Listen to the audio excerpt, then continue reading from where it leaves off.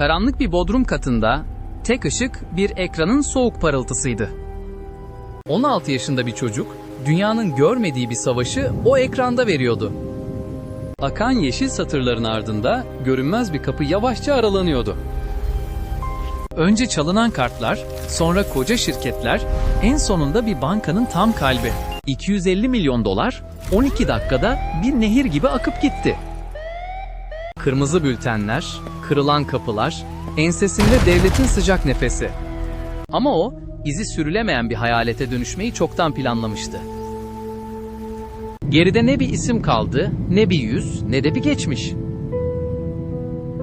Sistemi yendi. Peki kazandığı bu zafer ona neye mal oldu?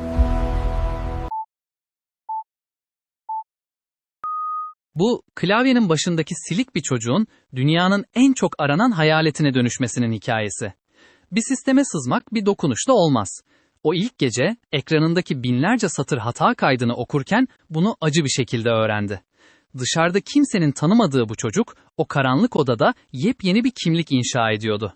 Ve attığı her tuş onu geri dönüşü olmayan bir yola bir adım daha yaklaştırıyordu. Tuşları silinmiş ikinci el bir klavye ve fanı traktör gibi bağıran eski bir bilgisayar. Sahip olduğu tek şey buydu. Gözleri kan çanağına dönene kadar yabancı makaleler, sıkıcı forumlar okudu. Delirtici bir sabırla sistemin mantığını çözmeye çalıştı. O karanlık Türk ve Rus yeraltı forumlarında uzun süre sadece sessiz bir okuyucuydu. Başkalarının yazdığı araçları indirdi, oyun şifrelerini kırmaya uğraştı, internet faturası yüzünden babasıyla tartıştığı geceler, ekrandaki yeşil yazılar durmadan akıp gitti. İlk başarısı koca bir sistemi çökertme olmadı. Bir alışveriş sitesinin ödeme sayfasında küçücük bir açık fark etti. Sistemi yıkmadı, sadece o aralıktan içeri baktı. Ve dünyanın dijital altyapısının aslında ne kadar derme çatma kurulduğunu o an anladı. Dışarıdaki hayatında kimsenin yüzüne bakmadığı silik bir lise öğrencisiydi.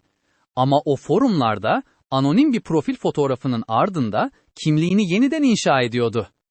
İçindeki karanlık potansiyeli keşfettikçe parmakları klavyede daha da hızlandı. Sorduğu zekice sorular, paylaştığı küçük çözümler dikkat çekti. Karanlık ağın biraz daha alt katmanlarına indi.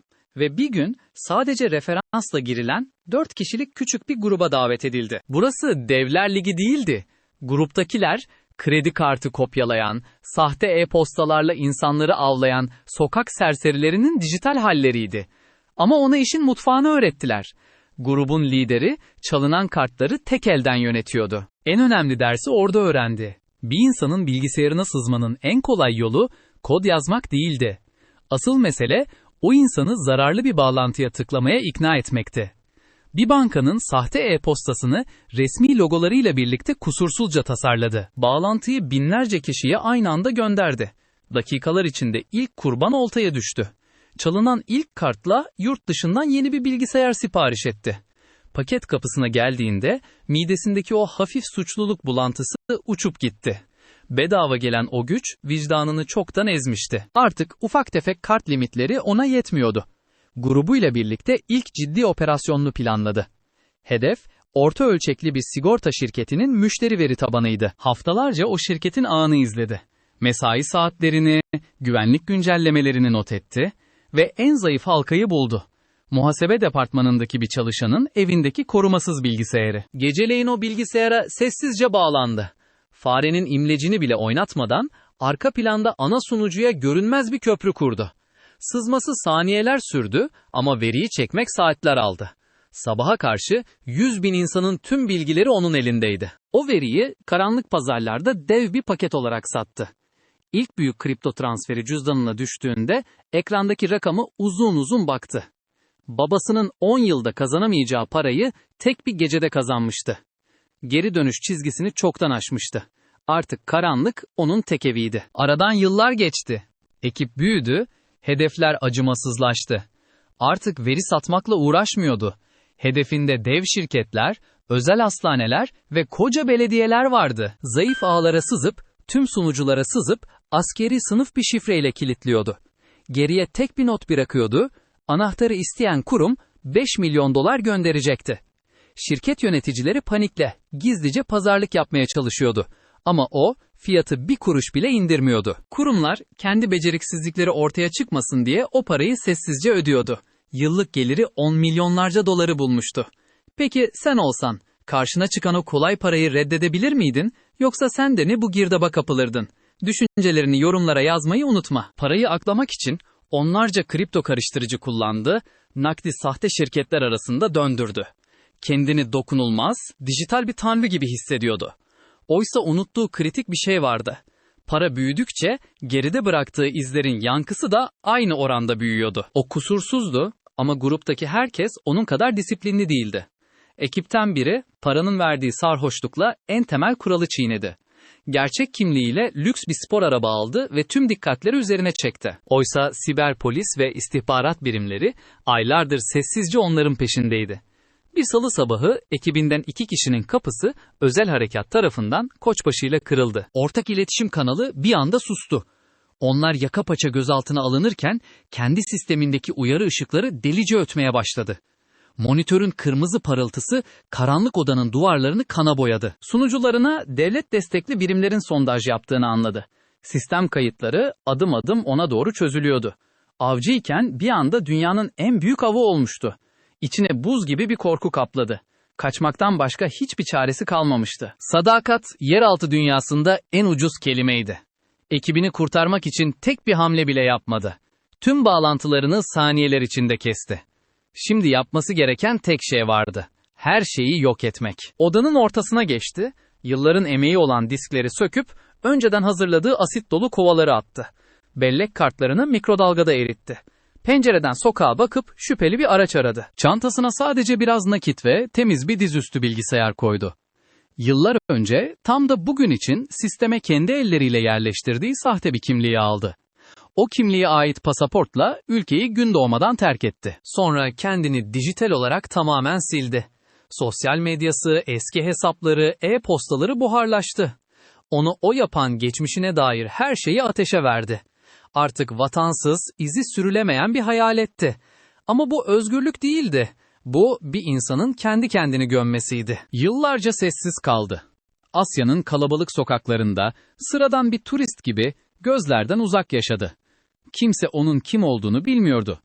O da artık kim olduğunu pek hatırlamıyordu. Ama o sessiz yıllarda aklında tek bir hedef vardı. Sistemi son bir kez tam kalbinden vurmak. Küçük şirketlerle, fidye yazılımlarıyla işi çoktan bitmişti. Gözünü küresel finans ağının tam merkezine dikti. Hiç acele etmedi. Hedef, bankanın sistem yöneticilerinden birini seçti. Onun tüm hayatını aylarca adım adım izledi. Her sabah aynı kafeden kahve aldığını öğrendi.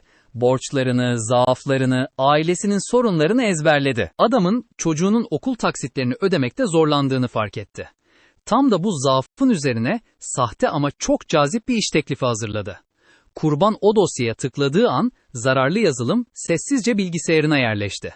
Banka artık avucunun içindeydi. Aylarca pusuda bekledi. Hiçbir dosyaya dokunmadan sadece izledi. Para transferlerinin protokollerini, yetkililerin vardiyalarını öğrendi. Güvenlik açıkları zihninde bir harita gibi şekillendi. Ve o gün geldi.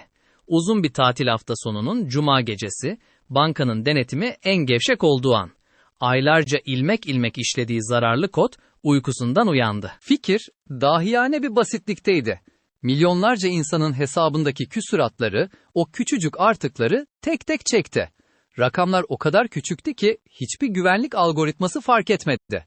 Ama işlem sayısı milyonlara ulaşınca gerçek vurgun ortaya çıktı. Operasyon tam 12 dakika sürdü. Ekrandan sayılar bir nehir gibi aktı. Güvenlik duvarı alarm verdiğinde iş işten çoktan geçmişti. 250 milyon dolar dünyanın gözü önünde buharlaşmıştı. Uluslararası polis acil bir kırmızı bülten çıkardı. Asıl ustalık paranın çalınmasında değil, hiç olmamış gibi gösterilmesindeydi. Saldırının dijital ayak izlerini kasten değiştirdi.